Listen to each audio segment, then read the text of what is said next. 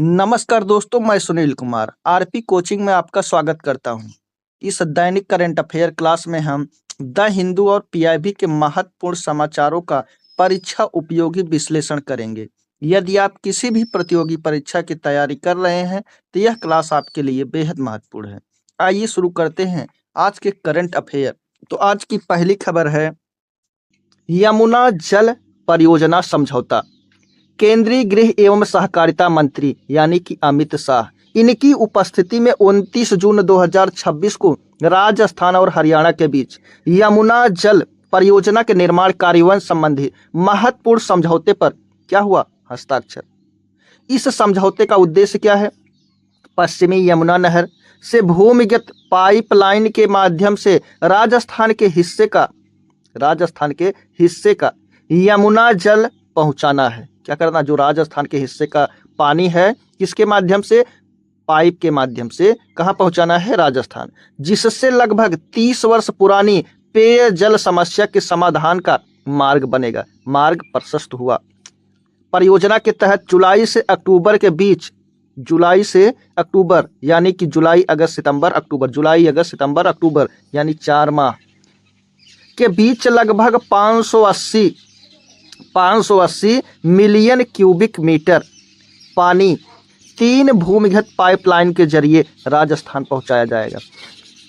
इतना मिलियन यानी 580 million cubic metre पानी 3 पाइपलाइन के माध्यम से कहां पहुंचाया जाएगा? राजस्थान में पहुंचाया जाएगा। इस परियोजना से राजस्थान के सीकर, चूरू, झुंझुनू तथा हरियाणा के भिवानी और फतेहाबाद जिले में पेयजल उपलब्ध होगा तथा क्या है? वर्षा जल संचयन और भूमि जल स्तर में भी क्या होगा? सुधार होगा।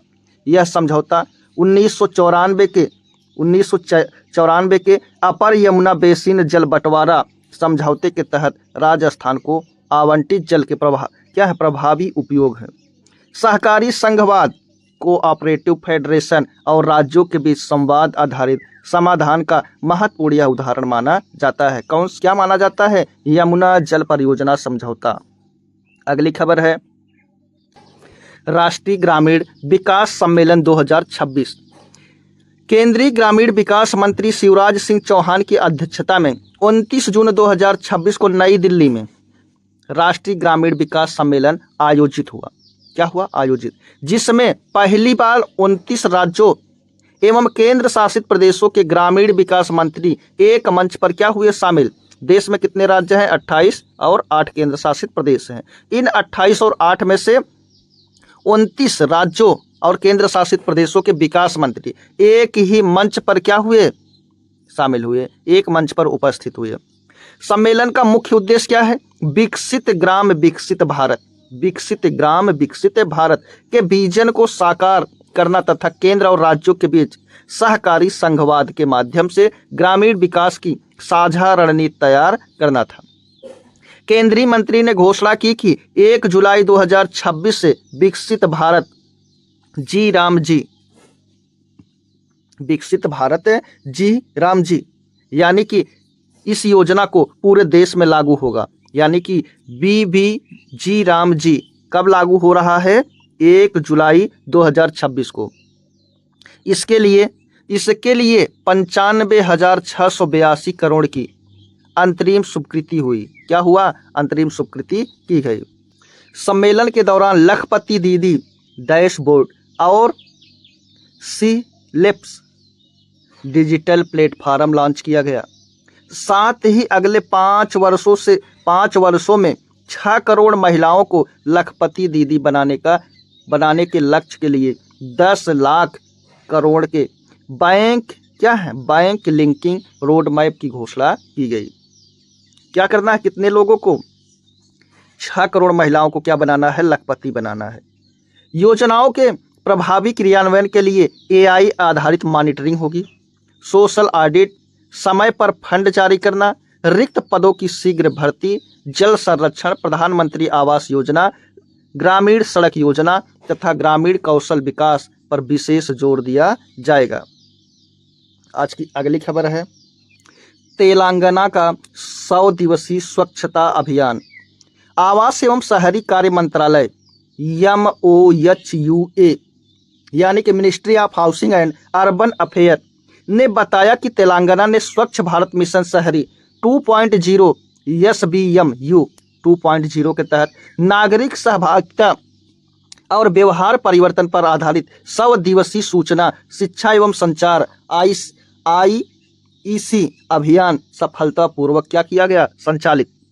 अभियान के अंतर्गत 27.09 लाख घरों में घर घर जागरूकता अभियान चलाकर स्रोत पर जहां पर है वहां पर कचरा पृथक्करण, कचरे को अलग और घरेलू कंपोस्टिंग को बढ़ावा दिया गया, जिससे ठोस अपशिष्ट प्रबंधन को मजबूती मिली। अमृत मित्र वृक्षों के लिए महिलाएं पहल के तहत 10,704 स्वयं सहायता समूह यानी कि किसकी बात हो रही है, SHG सेल्फ हेल्प ग्रुप की महिलाओं की भागीदारी से 24,708 पौधे लगाए गए तथा 25,386 सफाई कर्मचारियों के लिए स्वास्थ्य शिविर आयोजित किया गया। अभियान के दौरान 18,351 किलोमीटर जल निकासी नालों की सफाई की गई, 621 पेयजल टैंकों की सफाई तथा 15.202 लाख घरों में मौसमी रोगों की रोकथाम के लिए जन जागरूकता अभियान चलाया गया। 100 दिवसीय अभियान की सफलता के बाद राज्य ने मार्च और जून 2026 के लिए 99 दिवसीय कार्य योजना शुरू की, जिसका उद्देश्य क्या है, स्वच्छता, सुरक्षित पेयजल, शिकायत निवारण, नागरिक सहभागिता और व्यवहार परिवर्तन को और अधिक क्या बनाना, सुदृढ़ बनाना। क्या करना है, सुदृढ़ बनाना। आज की अगली खबर है किसान सारथी मंच डिजिटल कृषि परामर्श का एकीकृत प्लेटफॉर्म। किसान सारथी भारत का सबसे बड़ा एकीकृत डिजिटल कृषि परामर्श मंच है, जिसकी शुरुआत जुलाई 2021 में हुई। यह किसानों को बहुभाषी कृषि सलाह यानी कई भाषाओं में क्या देता है, कृषि सलाह, मौसम के विषय में मौसम अपडेट, सरकारी योजनाओं की जानकारी, कौन कौन सी सरकारी योजनाएं चल रही है, और विशेषज्ञों से परामर्श उपलब्ध कराता है। यह इलेक्ट्रॉनिक्स और सूचना प्रौद्योगिकी मंत्रालय, क्या किसकी बात हो रही है, इलेक्ट्रॉनिक और सूचना प्रौद्योगिकी मंत्रालय और कृषि एवं किसान कल्याण मंत्रालय की संयुक्त पहल है। इसका क्रियान्वयन भारतीय कृषि सांख्यिकी अनुसंधान संस्थान IASRI, Indian agricultural statistic research institute तथा डिजिटल इंडिया कॉरपोरेशन DIC द्वारा किया जाता है। मंच AI आधारित इंटरैक्टिव इंफॉर्मेशन डिसेमिनेशन सिस्टम यानी IIDS पर कार्य करता है, जो किसानों और कृषि विशेषज्ञों के बीच दो तरह संवाद, लाइव परामर्श, वीडियो कॉल, स्थानीय भाषा में सलाह, मंडी भाव, मौसम अपडेट और सरकारी योजनाओं की पूरी जानकारी उपलब्ध यह कराता है।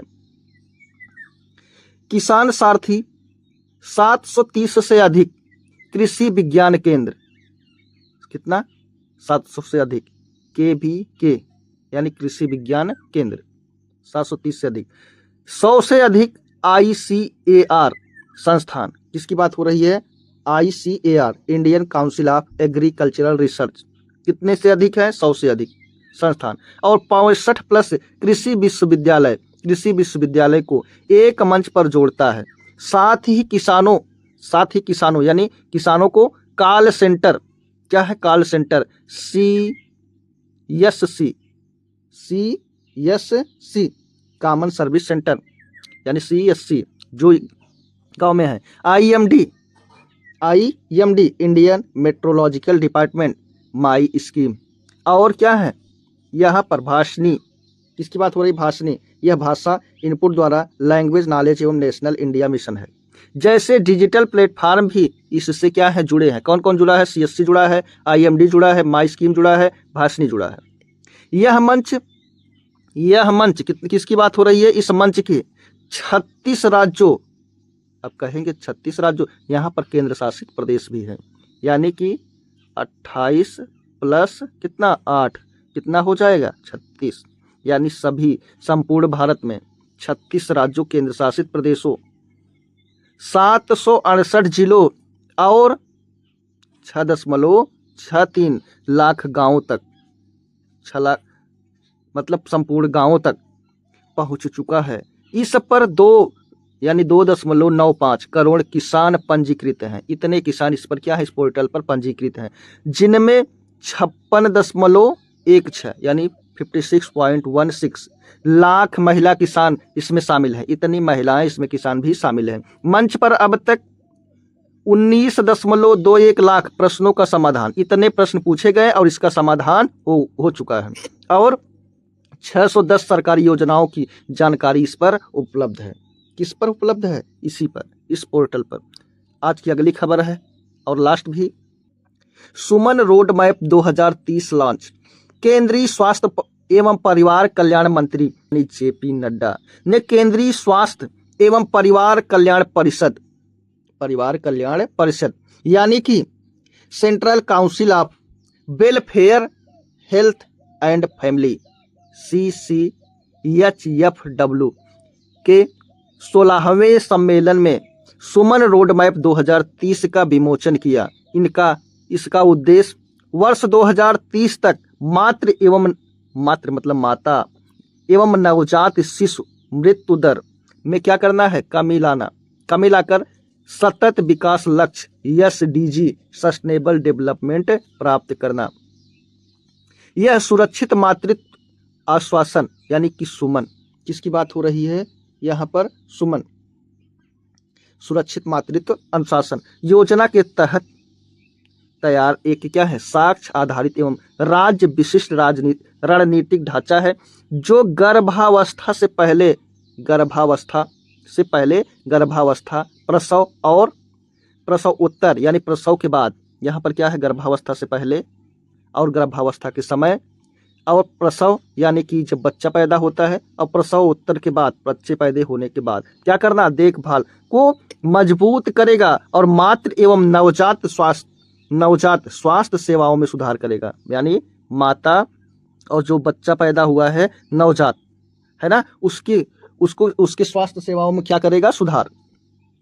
रोड मैप में उच्च जोखिम वाली गर्भावस्था, मतलब जहां पर जोखिम है, हाई रिस्क प्रेगनेंसी की पहचान और प्रबंधन के लिए 4 चरणीय प्रणाली, AI सक्षम प्रसव कक्ष, जननी पोर्टल, सुमन पंचायत, मदर्स पिकनिक, केंद्रीय सुमन कॉल सेंटर, जलवायु अनुकूल स्वास्थ्य योजना तथा गैर pneumatic entry shock garment NASG जैसी पहले इसमें क्या है, शामिल है। यह रोड मैप 13 उच्च फोकस राज्यों के 130 जिलों में, कितने, 13 राज्यों में और 130 जिलों में विशेष रूप से लागू किया गया, जिसमें कौन है, असम, बिहार, छत्तीसगढ़, हरियाणा, झारखंड, कर्नाटक, मध्य प्रदेश, उड़ीसा, पंजाब, राजस्थान, उत्तर प्रदेश, उत्तराखंड और पश्चिम बंगाल इसमें शामिल है। रोड मैप का लक्ष्य क्या है, मातृ मृत्यु दर MMR को क्या करना, प्रति 1 लाख जीवित जन्म पर 70 से कम करना। क्या करना है, 70 से कम करना है। किसकी बात हो रही है, MMR मैटरनल मॉर्टेलिटी रेशियो यानी कि मातृ मृत्यु अनुपात को क्या करना है, इतना, इससे भी कम करना है। नवजात मृत्यु दर यानी कि NMR नियोनेटल मॉर्टेलिटी रेट यानी कि नवजात मृत्यु दर, और यहाँ शिशु मृत्यु दर IMR में कमी लाना तथा रोकी जा सकने वाली मातृ एवं नवजात मृत्यु को शून्य करने की दिशा में कार्य करना है। यहाँ पर दो चीजें हैं, नवजात है और शिशु, इसको समझ लेते हैं। 0 से लेकर 28 दिन के जन्मे बच्चे को क्या कहते हैं, नवजात, और 0 से लेकर 12 महीने तक बच्चे को क्या कहते हैं, शिशु कहते हैं। ये बातें याद रखना। दोस्तों, ये हमारा वीडियो यहीं पर समाप्त होता है। अगर वीडियो पसंद आया हो तो लाइक, शेयर, सब्सक्राइब करना ना भूलें। आरपी कोचिंग के साथ मैं सुनील कुमार, धन्यवाद।